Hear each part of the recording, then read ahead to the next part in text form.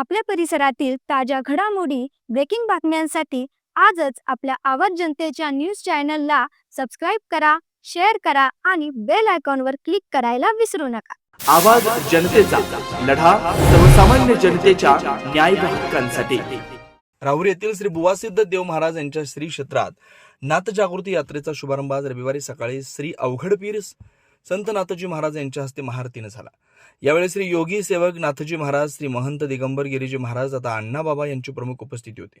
महाआरतीनंतर बोलताना श्री अवघडपीर संतनाथजी महाराज यांनी नाथ परंपरेच्या जागृतीचा संदेश देत सामाजिक एकोप्याचं महत्त्व अधोरेखित केलं. नाथ जागृती यात्रेच्या निमित्तानं मोठ्या प्रमाणावर भाविक सहभागी झाले होते. कार्यक्रमास माजी मंत्री प्राजक्त तनपुरे, युवा नेते अक्षय कर्डिले, नूतन नगराध्यक्ष भाऊसाहेब मोरे, सुनील पवार यांच्यासह सकल हिंदू समाजाचे भाविक मोठ्या संख्येने उपस्थित होते.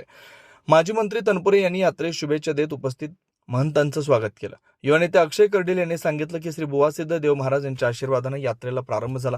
11 ते 13 जानेवारी दरम्यान ही यात्रा होणार आहे. सर्व भाविकांनी मोठ्या संख्येने सहभागी व्हावं आवाहन केलं.